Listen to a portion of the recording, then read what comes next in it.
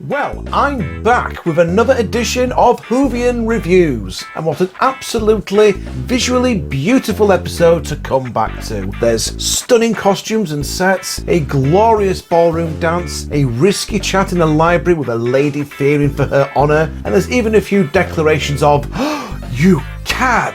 It can only mean one thing. We've got ourselves an episode of Doctor Who Does Bridgerton. So, let's take a look.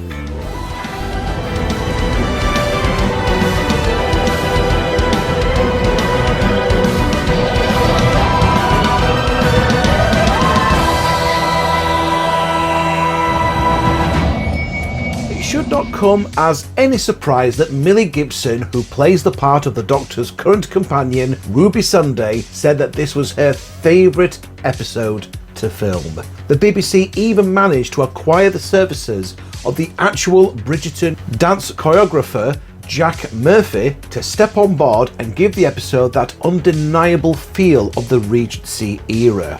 At the start of the episode, the Doctor and Ruby are living out their ballroom dreams at the beautiful home of the Duchess of Pemberton. But the good times do not last long. This is still the Whoniverse after all. Amid the refined dresses and dancing, there are darker forces lurking, and when a desiccated corpse and a peculiarly cavalier bounty hunter enter the fray, the veil of propriety quickly frays. Oh, I love this. Classic! You would have thought that the avian aliens would have disposed of the bodies a little better. I mean, how quickly does the Doctor find one of the dead bodies here? He literally trips upon it whilst going for a walk. And he probably would have noticed it sooner had he been outside earlier on. Are you telling me that no one's noticing the flashes of lightning, the sparks of electricity going off? There's a quickening going off around here. I was half expecting Connor MacLeod to emerge at one point. Meanwhile, the Doctor's companion Ruby Sunday feels sidelined for much of the thin plot in this story. This is surprising considering her strong showings in the likes of Boom and 73 Yards. In fact, when it first appears that she's been killed off screen, just doesn't feel likely considering her lack of screen time here. It was also odd that at this point we got a flashback to the Doctor promising Carla that he would keep Ruby safe. Now this echoes Christopher Eccleston's Ninth Doctor promising the same to Jackie Tyler and then being absolutely distraught in the episode Bad Wolf when it looked like Rose had been killed on board the game station during a particularly deadly version of The Weakest Link hosted by a robotic version of Anne Robinson. Yes, the Anne droid. But then, isn't it odd that this scene with the Doctor and with Carla, why wasn't this also in Boom a few weeks back, considering that Ruby almost died in that episode as well? Still, for those moments when Ruby is on screen, her defiant wit shines through when dealing with the likes of Lord Barton.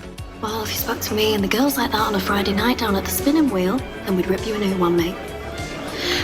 Now, get out of my way, little Stilton. Stilton? It's a very difficult cheese. If anything, in this episode, Ruby takes a backseat to accommodate newcomer Rogue, played by Jonathan Groff, obstinately being set up as a reoccurring romantic interest for the Doctor. Now, it's always a treat when the Doctor meets his match, and Rogue certainly lives up to that. Quick-witted and enigmatic, Rogue won't be a character that anyone will forget in a hurry. However, the decision to make the Doctor's sexuality being this forward represents a stark pivot for the show. Now, throughout the classic series, the Doctor has never once interacted with a companion in a romantic manner. This was deliberate as well. I mean, the producers made sure that the character of Susan Foreman, the Doctor's initial assistant, was established very, very clearly that she was the Doctor's granddaughter, just to ensure that no one thought that the pair's relationship was untoward. Jon Pertwee's third Doctor was very fond of the likes of Liz Shaw, Jo Grant and Sarah Jane Smith, but there was nothing sexual in their relationship. There was absolutely no hanky-panky going off in the TARDIS. Now yes, Tom Baker and Lalla Ward, who played the fourth version of the Doctor and the second version of Romana, respectively in the show, did fall in love and get married at one point whilst working on the show together, but all that romancing went on when the cameras stopped rolling. This did change in the TV movie when Paul McGann's 8th Doctor awkwardly kissed Grace Holloway, and yes, the 9th and 10th Doctors were romantically involved with Rose. 10 also had a bit of a whirlwind romance with the Madame du Pompadour, whilst 11 was Randy for River's Song, and 13 had one brief date with Yaz before booting her out of the TARDIS. But the Doctor has never appeared to be in love or interested in a long-term commitment. So the Doctor's active sexuality is a new avenue of storytelling for this show. Still, seeing Rogue and the Doctor playing off against each other is a delight, and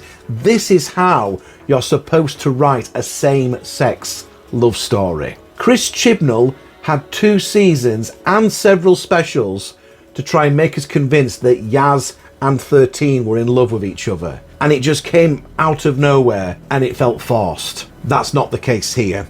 Rogue and the Doctor have got that spark going on from the very beginning. Gatwa and Groff just have great chemistry together, so when Rogue's final words are "find me," I really hope that he does.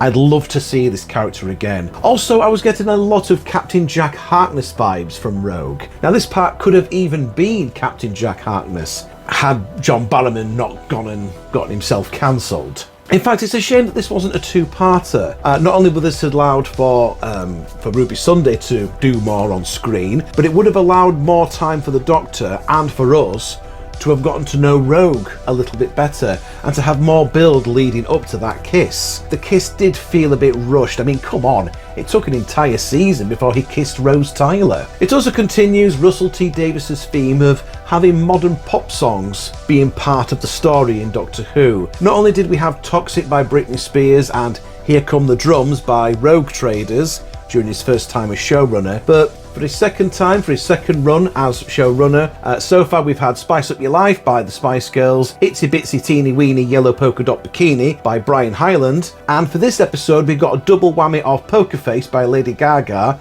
and Kylie Minogue's Can't Get You Out of My Head, which is a bit odd considering that Kylie has actually been in Doctor Who. By the way, the inside of Rogue's TARDIS, sorry, I mean spaceship, is beautiful, and I love that the Doctor then got to bring Rogue over to look at the TARDIS, and Rogue got his own "it's bigger on the inside" moment.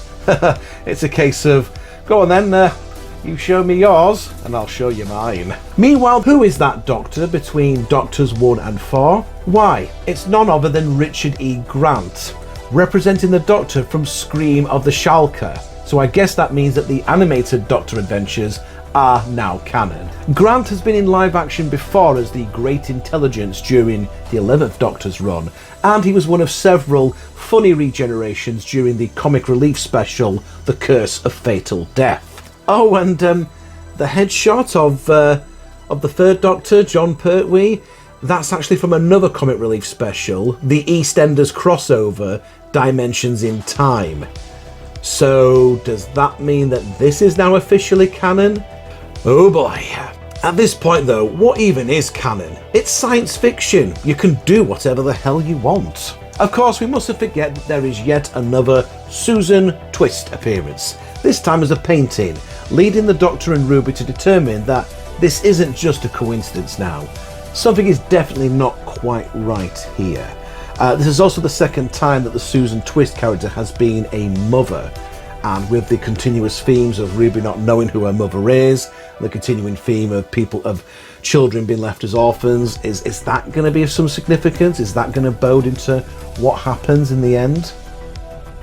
Oh, this is so Bridgerton. Whilst the Bridgerton homages ultimately veer into overindulgence to the point where it actually feels like an advertisement for the Netflix show at times, Rogue still manages to become a rollicking fun time and likely palate cleanser before that devastating 2-part finale comes along. Speaking of which, we have tickets to go and see this 2-part finale in the cinema at midnight. So I will not be watching these episodes on the BBC iPlayer. I will be watching them back to back on the big screen. And I will also be reviewing these episodes in one video together like I did with the season openers, Space Babies and the Devil's Cord. So do look out for that when it comes to the channel. Anyway, if you have enjoyed this video, please take the time to leave a like and a comment. Please also consider sharing this video across your social media, in particular with anything related to Doctor Who and classic sci-fi in general. Subscribe to the channel if you haven't done so yet, and do activate the notification bell to stay updated on new uploads. But for now, thank you very much for stopping by the Big Daddy D Reviews channel, and we will catch you again next time.